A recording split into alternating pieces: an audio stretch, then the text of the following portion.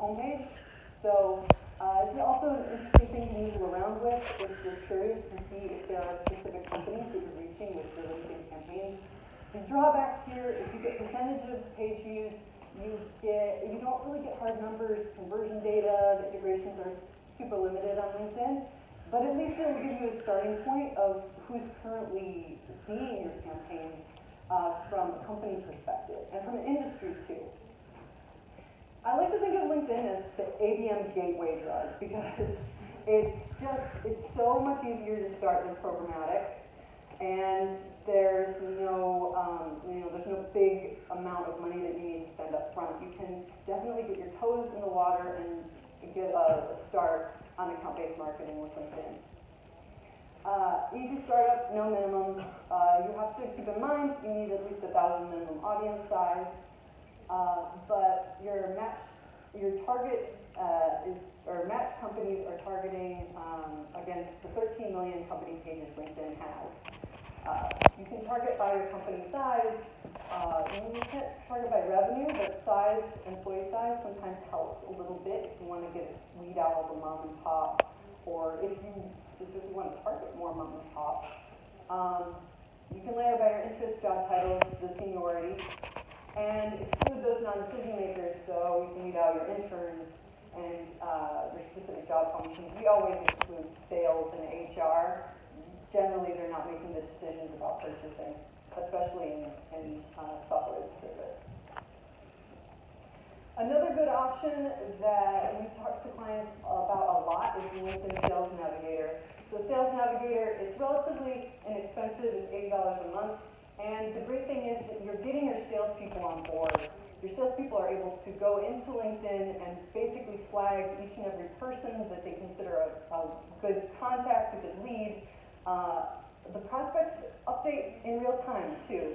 So if it's making you crazy that you have to just continuously upload custom lists, in LinkedIn, Sales Navigator, basically, this is from the salesperson's perspective. They can even see who's changed jobs in the last 90 days. So people are updating their LinkedIn profiles in real time, and then the list gets dumped right into your ad account. So the match rate is awesome. You can't actually edit these lists, and they're going to be huge, generally, especially if your salespeople go nuts and start tagging everybody. Everybody's a prospect. But you can also filter. So you take your Sales Navigator lists, and then you put them into your campaigns, and you put some nice targeting layers on top. If you just want to target people who are higher seniority, if you just want to target any sort of filter you can use in LinkedIn. And then once you start running your LinkedIn ABM campaigns, you can see your demographic reporting, and it's much more in depth. When you get into the campaign level, you can see exactly how many clicks are coming from what specific companies. You can see by industry, you can see by your company sizes. So you can't download these reports, and they're kind of tricky to integrate. LinkedIn they're catching up, they're slowly getting there, but at least you have a visibility here that you usually cannot find anywhere else.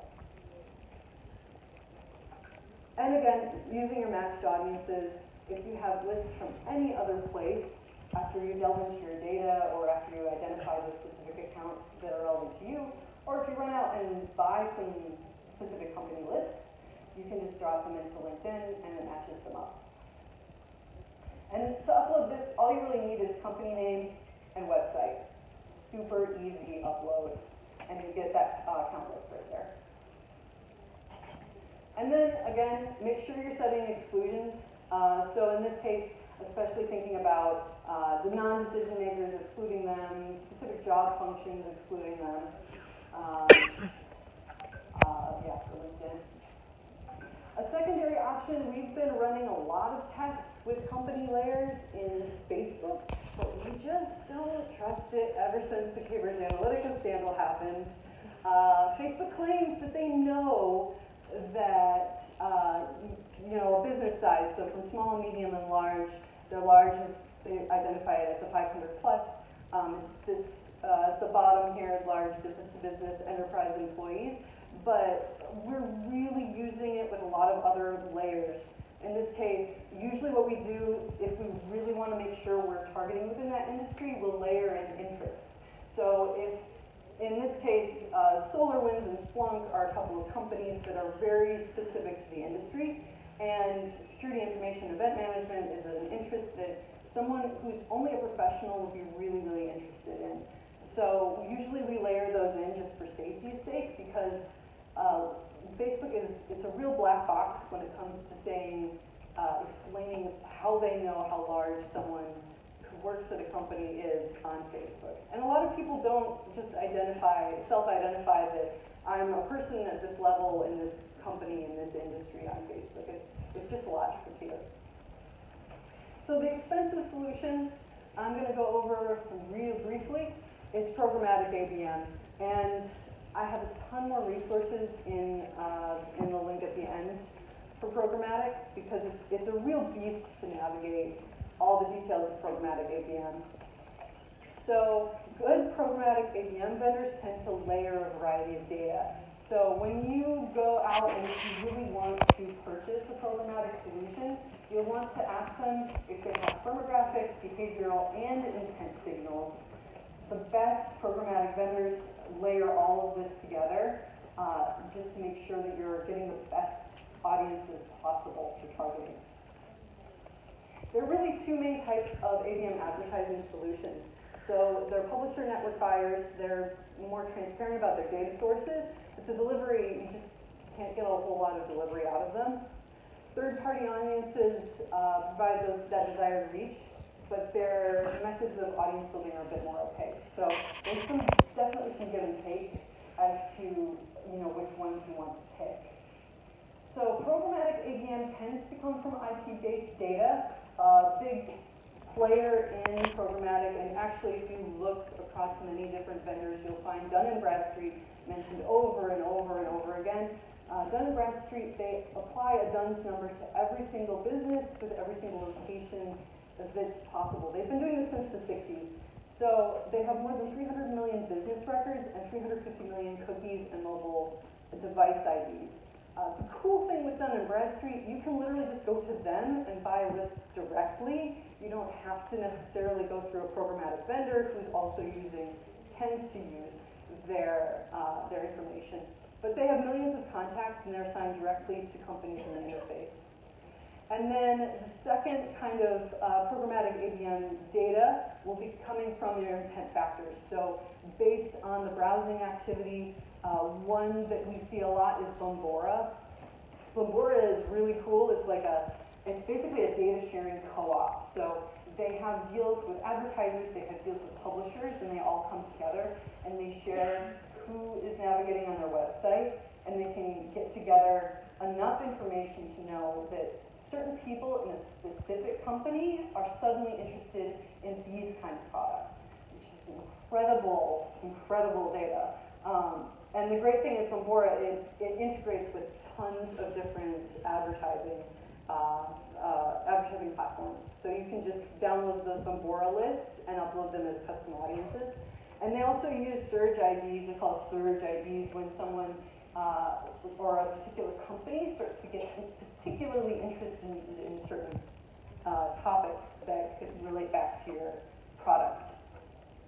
And then a lot of programmatic ABM vendors also will use your own prospect data. So a lot of them have AI built in so that you can upload your lead list and they can find audiences that match. So when we're comparing ABM methods, there are lots of pros and cons. From a do-it-yourself perspective, honestly, the pros, it's a lower startup cost, you have complete control of your creative. If you want to throw up a really small test, you can do so. You get placement control. Integrations really vary by the platform that you're using, but you're going to control bids. You have no intent signals, though. Although LinkedIn does have interest targeting now, and I would love to talk to anybody who's used interest. I'm super interested to see how that is going to work. But there are some methods. It's an imperfect science. It's not like Bombora intent IDs where they actually know what pages of what websites people are visiting. Google in-market and affinity audiences is definitely pretty close. And then Twitter interests, another solution.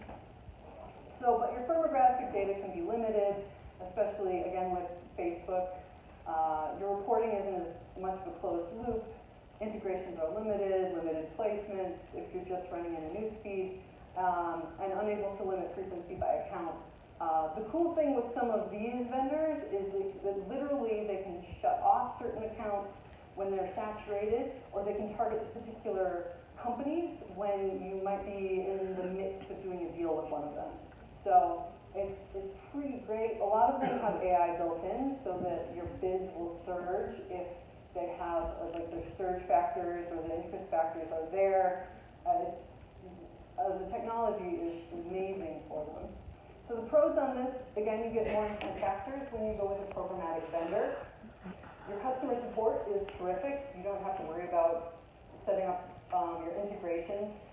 We had a client do demand-based recently, and the amount of service was terrific. They made sure all of the information was flowing into their Salesforce so we get a closed loop. They were making sure that analytics was set up so they have a full view. And a lot of these vendors also will have really terrific dashboards where you can see company by company how, where your company by company, who's being reached, what content they're interacting with. It's really terrific. You get automated creatives, so based on AI. Integrations and syncing again. Lookalikes are another feature that they have.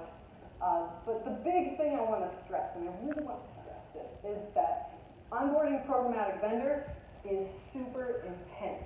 It takes months of preparation. It requires a company-wide commitment to those higher leads.